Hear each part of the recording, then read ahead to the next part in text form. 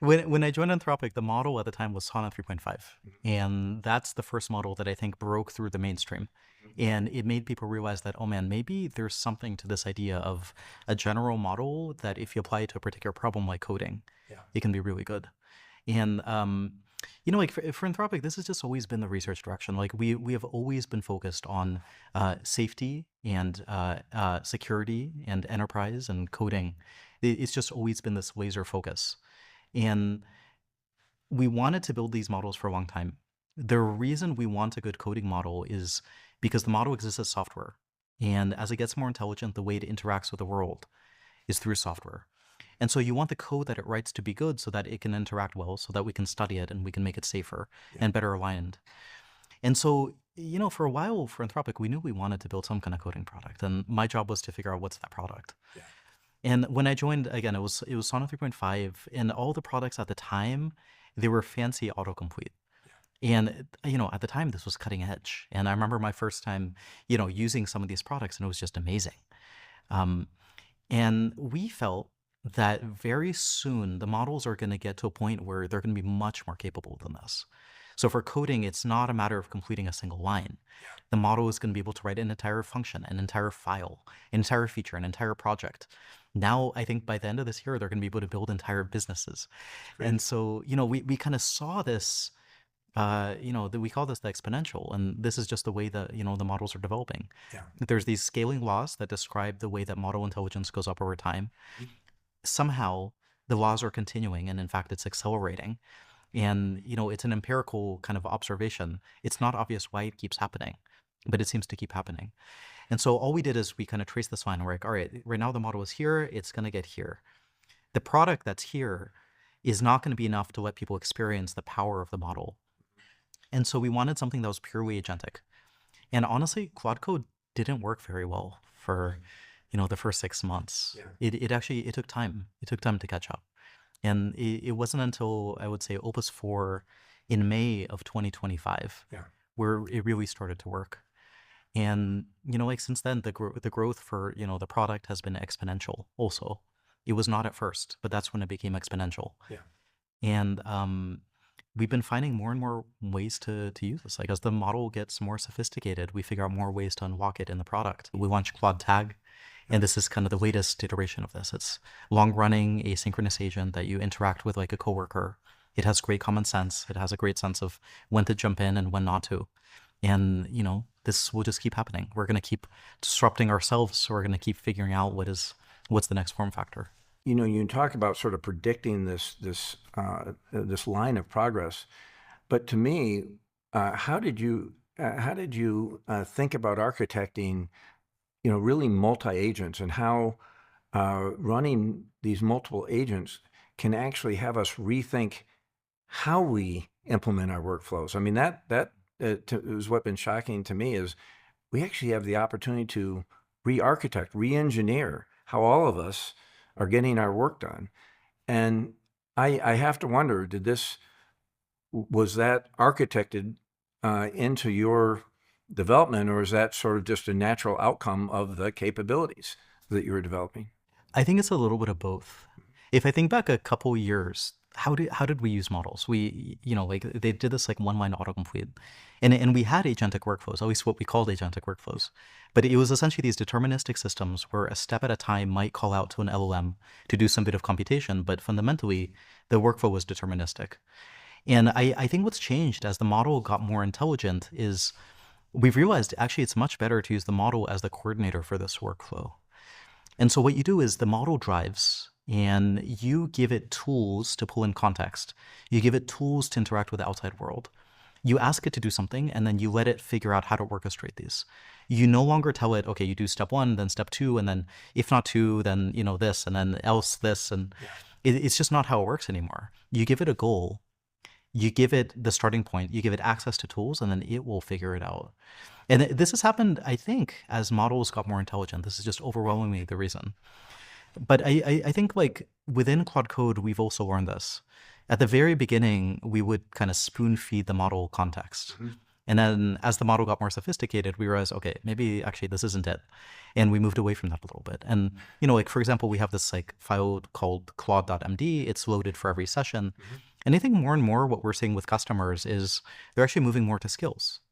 And they're moving more to tools and more to MCPs because this way the model has a little bit more control over how to load this in.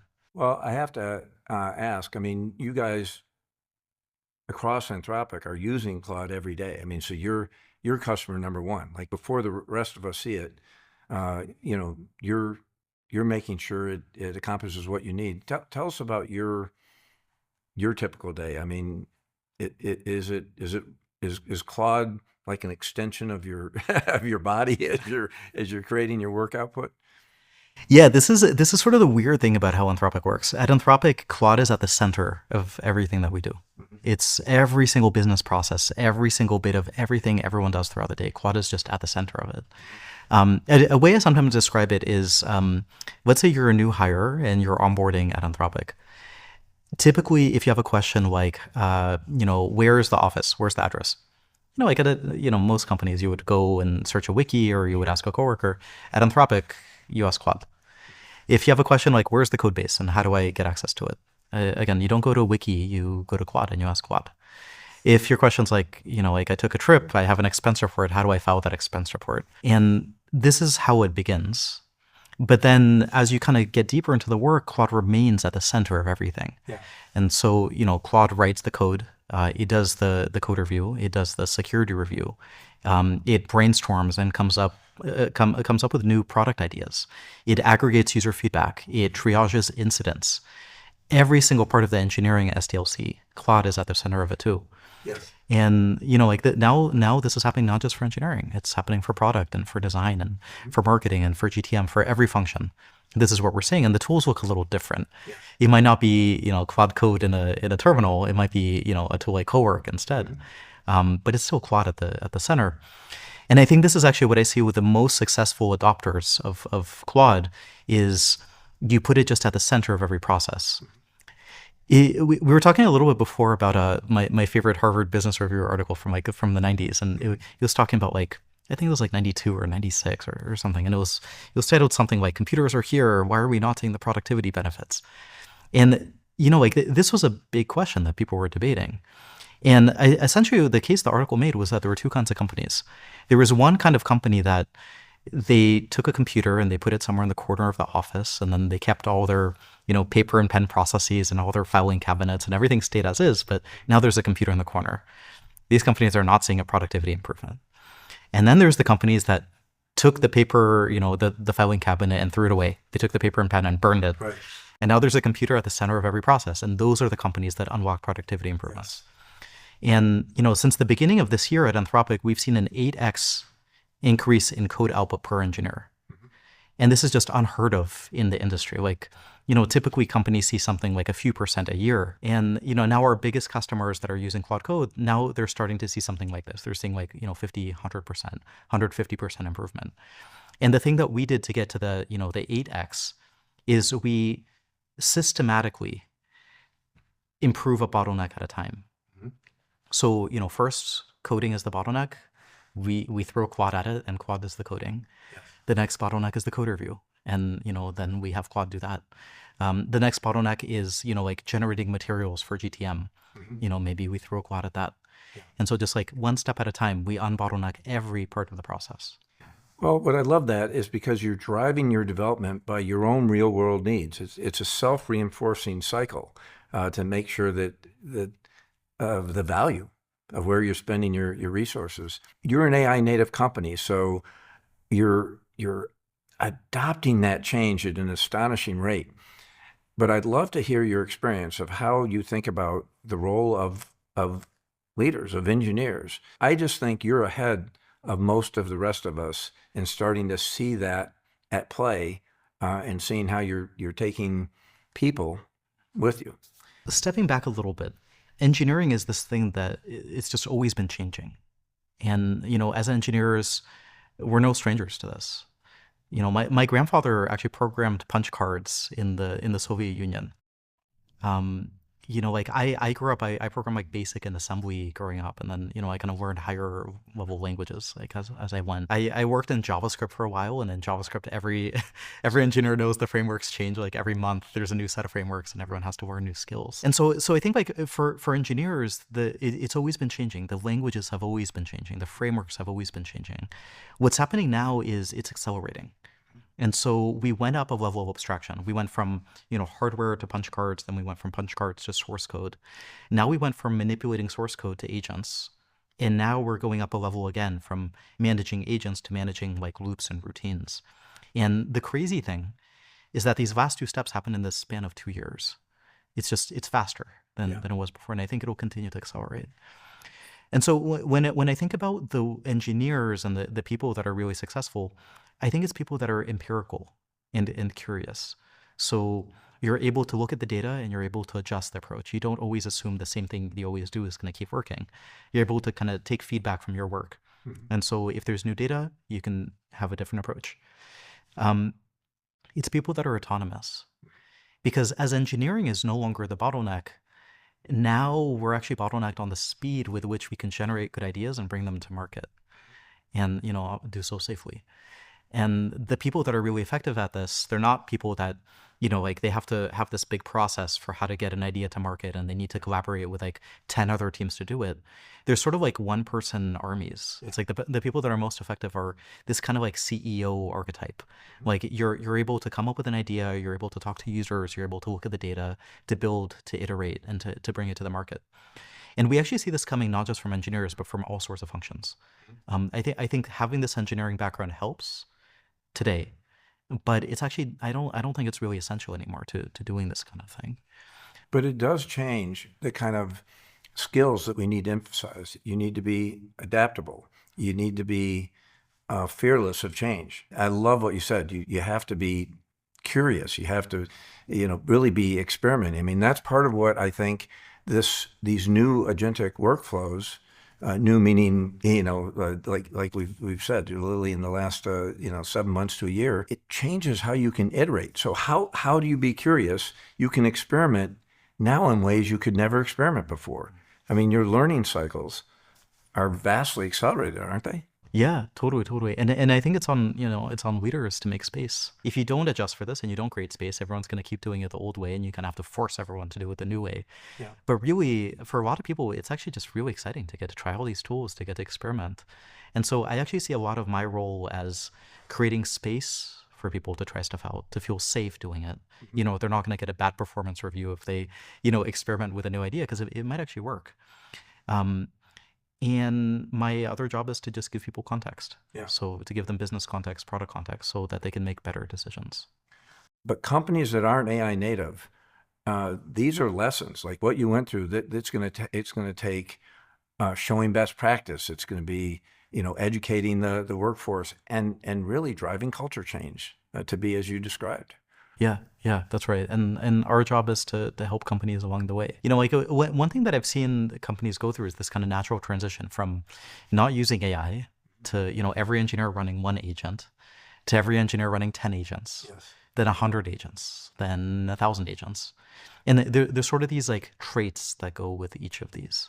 So, with one agent, engineers are using this agent to kind of like write the code, and you're kind of focused on it. You're still kind of single threaded. You're working on one task. Then at some point, you kind of get to the point where you kind of trust the agent, and you're like, okay, maybe it's actually doing the right thing. Maybe while it works, I can start a second one. Yeah.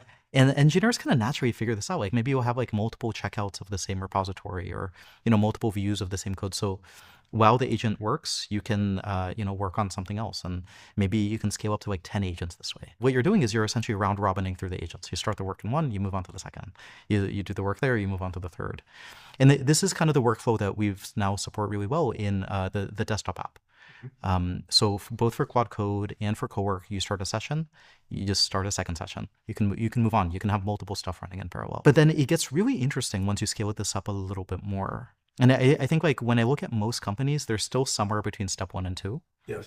And when I look at Anthropic, we're probably somewhere around step 3 on average. So most engineers are running dozens or hundreds of agents.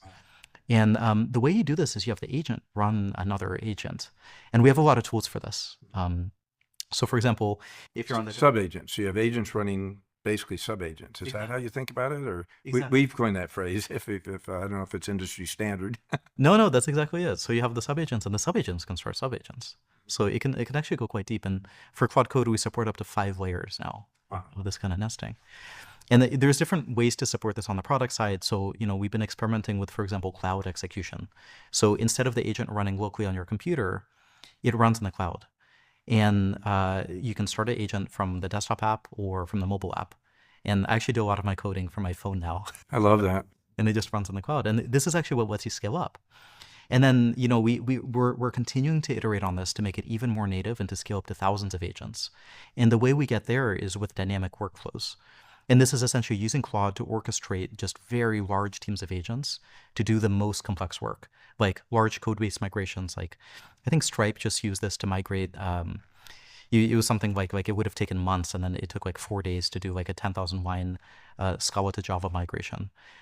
There's a lot of companies that are using this for large migrations. Like we just migrated Bun from Zig to Rust. And this is like a JavaScript runtime. It's a lot of code. And so for these kind of like very, very big workflows that would have taken weeks or months or years, essentially a way to do it is this divide and conquer, where you give the model a lot of agents and you just tell it like, go figure it out, do this big task. So it goes back to what we said earlier. It it's going to be a journey. It's going to take education, and it is going to take culture change. And when you do it right, we actually have similar examples of what you just described. We have created a Rust-based application. Our lead of AI software development did it over a weekend for an application that we needed. We thought it would be a competitive gap. And over a weekend now, we had to validate it and get it through all the the test regression and everything where it could be shipped. But that just was unheard of before. I mean, it's just astonishing to me what multi-agents can do. Again, you go back to this projection you had. It sounds like this is exactly what you expected, though. Yeah. Right? I think that this was what we expect. Yeah. You never know exactly how it's going to scale, but if, for some reason, this is continuing. And, like for these traditional scaling laws, and it's funny, the people that wrote the scaling laws paper, like the first few authors, like went and started Anthropic because I think they knew where it was going. They know that safety becomes very important, security becomes very important. And so, traditionally, the scaling laws say that we scale as a function of the size of the network, the amount of data, and the amount of compute. And what we're saying now is it's also a function of the test time compute. And, like essentially, it's a fancy way of saying how many tokens you throw at it. And so, from a product design point of view and kind of model training point of view, we want to make it so you can more productively throw more tokens at a problem to get a better result. Because if you do it naively, you spend more tokens, but you don't get a better result. And so like one example of this is effort levels. So like in the model, you can configure the effort. The higher the effort, the more the maximum amount of tokens the model will be willing to spend on that problem. And so this idea of like multi-agent and dynamic workflows, I actually see it as another version of test time compute. You throw more tokens at it, and by orchestrating the agents and having the model orchestrate it, you can use these tokens productively to get a better result. And Boris, I've heard you state that it's really important to throw those tokens at it because otherwise you don't even know the roofline of what you can achieve. Maybe you can share with our audience what you mean by that. Yeah, so I think there's a lot of companies right now that are thinking about ROI and how you measure this. And I think some companies are actually thinking about it wrong because they're focused purely on the I part of it. And so they think about, okay, here's my investment. How do I reduce it? How do I cost cut? Obviously, this is important, and you should just do this. And there's a bunch of tools for this. You can use Opus Plan Mode. You can use advisor models. You can use a lower effort setting. You can use a cheaper model. So maybe everything doesn't need Opus, or maybe you can use Haiku. Maybe you can use Sonnet. And of course, you write evals to kind of figure this out. But I think actually the far more important part is the R. So how do you improve the return that you're seeing from models? And I think the biggest lesson here that we've seen from successful customers is you want to give engineers the freedom to experiment. You want to give everyone the freedom to experiment so that they come up with new use cases. You want people to experiment, and you want to create this culture where people feel safe experimenting, and they will surprise you. It's not going to be your most senior engineer that comes up with like some brilliant idea. It's going to be maybe a new grad. It's not going to be some engineer that figures out how do you automate this marketing process. It might be a marketing person somewhere in the corner of the org that you've never met, but that comes up with a brilliant idea and because they were experimenting. And so the thing you want to encourage up front is this experimentation. If there's an internal use case and it takes off, or there's a product and it takes off and it uses a lot of tokens, but it's successful, that's when you go in and you want to optimize it. But if you don't do the first part, you'll never find the opportunity. And then once you find the opportunity, then you can optimize it like any other engineering problem. Of course, I love that description because what you also highlighted is there's a democratization of opportunity. We've actually had junior engineers take a chip design problem that was a bug. We had an engineering team had been working for weeks, couldn't solve the bug. And one of our junior engineers said, I think I can solve that. Threw a set of agentic process at it and came and solved this incredibly, remote, 20 things at once had to occur for this chip bug to realize itself. This was obviously before we shipped a product. This was in our debug and test phase. It actually shocked to the core a number of our senior engineers, and that actually drove up adoption of these approaches at AMD, because every time you actually have to experience it. You can talk, you can give it lip service, but once you actually have a problem that you couldn't solve or actually experience a huge productivity gain, leader after leader, I see them immediately converted on the spot to believers. Right? That's right. That's right. And you need a certain amount of humility also going in. Like, I think this is a lesson I had to learn like over and over and over again. I tried to do things my way, which was, before I just kind of gave up and like let Quad drive. I kind of had to, I manually did it. And, for example, maybe this is like a year ago, it was like debugging a bug also. And I remember there was like one time I was debugging something and there was a new person that just joined the team and I was debugging it by hand. I was running a profiler to figure out what's going on. And they just, asked Quad to do the same thing. And I was like, no, there's no way Quad won't be able to figure it out. Even you said that. Even I said that because, in some ways, like I'm biased because I've worked with Quad through all the model generations. And so somewhere in my head, I was still stuck on this like older model generation, which is just not where the capability was at that point because the model was improving. And within 20 minutes, they came up with a solution and I didn't. Wow. And they had the right one. And I've just, learned this lesson over and over. And I think it's like as the model gets more advanced, my relationship with the model changes. And it's less that like I have to handhold it and I have to micromanage it. And it becomes more like working with a senior engineer. I trust them. I give them context. I give them goals. I check in. The less I trust them, maybe the newer they are to the problem, the more often I check in. Yes. But really, it's about setting the right guardrails and then letting the model do the work. Boris, I have a question for you. I mean, it is a democratization of what teams can do. And so what we also see is that people will be running in parallel, and we're going to have 5 ways to drive a improvement out of a workflow. How do you think about that? How do you think about measuring and how how do you at Anthropic in those cases pick the solution to go with? I mean, what's the role of like benchmarking and measuring to be able to, in this agentic area, make these decisions and not end up with this just massive bifurcation of approaches, as we all are trying to solve problems? Yeah, so I think it's exactly this. There's actually 2 tools. One is evals, so benchmarks, and then one is vibes. And I think both have their place. For something like a workflow that you're going to repeat maybe thousands, tens of thousands, hundreds of thousands, millions of times, you definitely want to have evals because the evals let you measure, let's say a new model comes out, you swap it in the harness, and you want to make sure that it improves.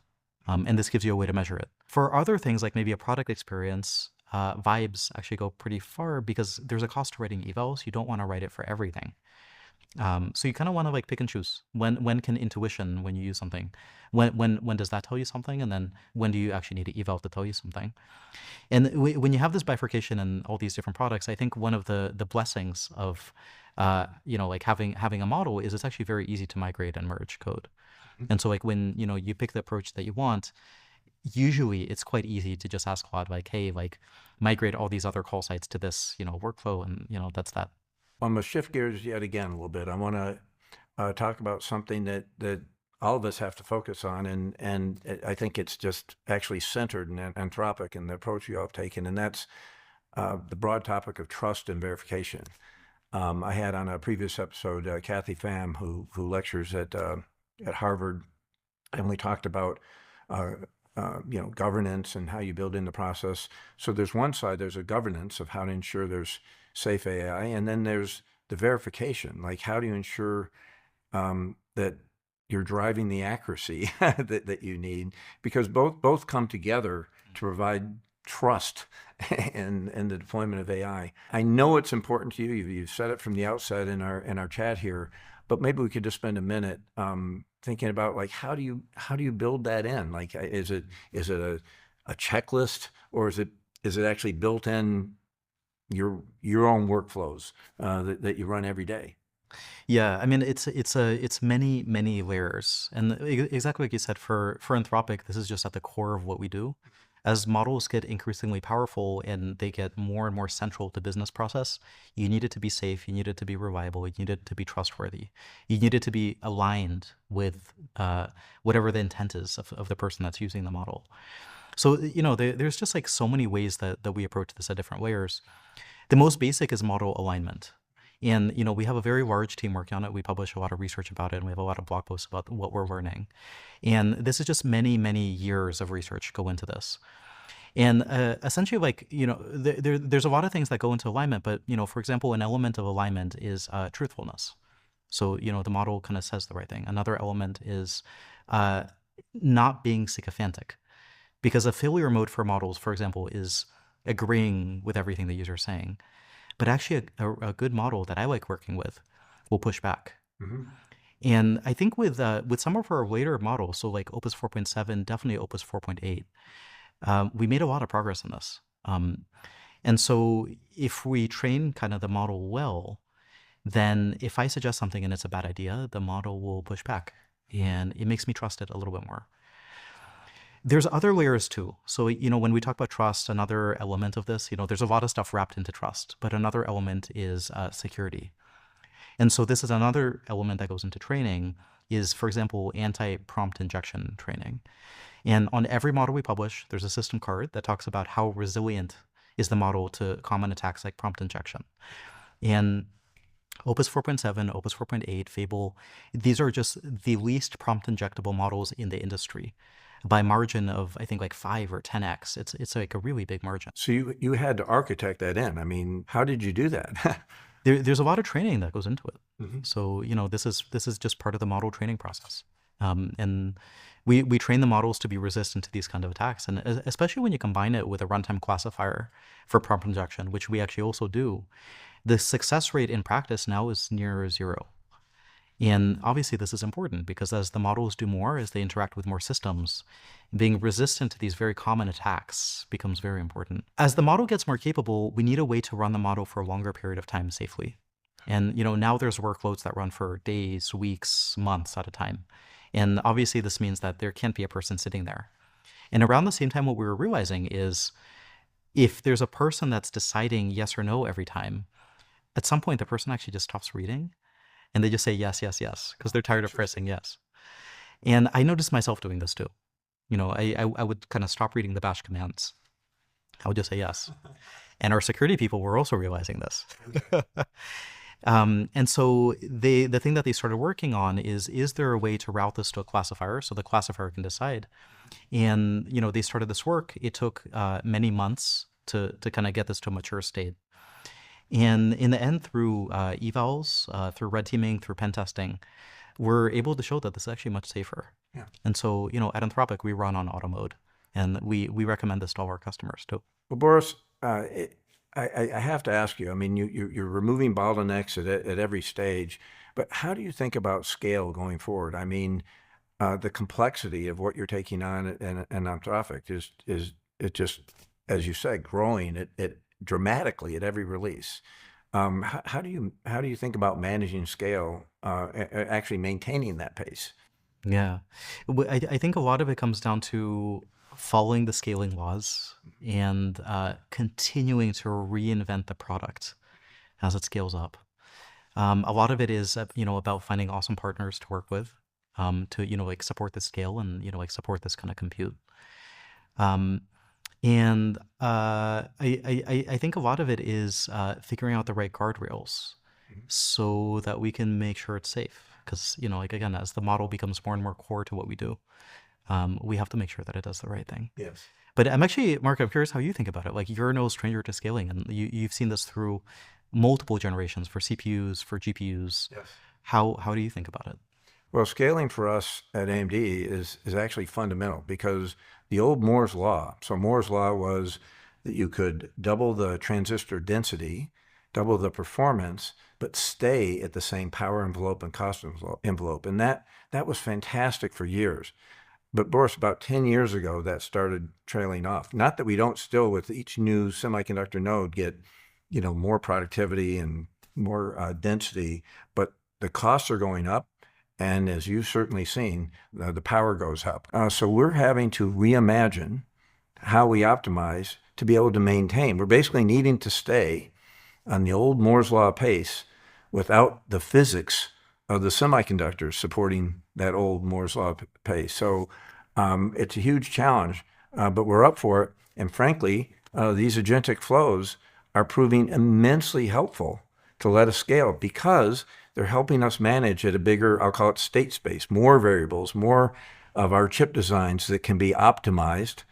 And I don't think we could continue to scale without these agentic workflows.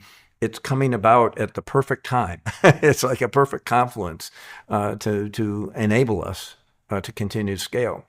And you talked about partnership. I mean, that's at the core of who we are at AMD. Like, our partnership with you, our partnership across the industry, that's also fundamental for us to be able to scale because we like to deeply partner to make sure we are using the best. Like just as the stories you've told us here, we want to be first adopters of those best practices that you're doing at Anthropic. So great question. For us at AMD, for our whole chip industry, paramount of innovating to keep at scale. I have to ask the question. I mean, you talked about really seeing us progress on kind of the line you projected. So I have to ask, what do you see coming in the next, 2 to 3 years, which in AI time is like an eternity? 2 to 3 years is a really long time. Let's maybe, I'll think about maybe 6 months. 6 months. This is just, otherwise my prediction is just going to be way off somewhere. Of course. I think in 6 months, we are gonna see agents running for longer on average. We're gonna see people running more agents on average. We're gonna see them be better aligned with your intent. So it's gonna be less course correction, less hand-holding. There's gonna be a lot more autonomy. So I think it'll actually become pretty normal for most people and definitely most engineers, and hopefully more than that, to be running agents for like days or weeks at a time. This would just become a normal thing, as opposed to something a few engineers are doing. I think by the end of this year, we're gonna start to see Claude building bigger and bigger things. So it won't just be features; it's gonna be products. We might start to see entire startups being built by Claude. So yeah, progress marches on. And we're excited to make it safe and to make it something that's delightful for people to use. Boris, thank you very much. Thanks for sharing your insights. Thanks for your vision and the impact you're having on the industry. And my God, it's an exciting future. Thanks so much. Thank you, Mark. I truly enjoyed chatting with Boris. I think Boris really gave us a preview of how work changes going forward in this agentic era of AI. A few takeaways that really stood out. The value of hiring people with non-traditional backgrounds to bring new perspectives and passions. Also, how at Anthropic, Claude is at the center of the employee experience. Agentic AI democratizes the opportunity for anyone at any level to make an impactful difference. And lastly, when thinking about return on investment, don't just focus on the investment, focus on the return. The freedom of experimentation that provides will be what comes up with the biggest wins. Thank you for joining us today. I look forward to bringing you more in-depth conversations on the cutting edge of technology, industry insights, and visionary perspectives from some of the brightest minds in the industry. You can watch the video show on AMD's YouTube channel or you can listen in audio-only platforms, including Spotify, Amazon Music, and YouTube Music. Technology is always advancing, and I can't wait to share more insights with you next time.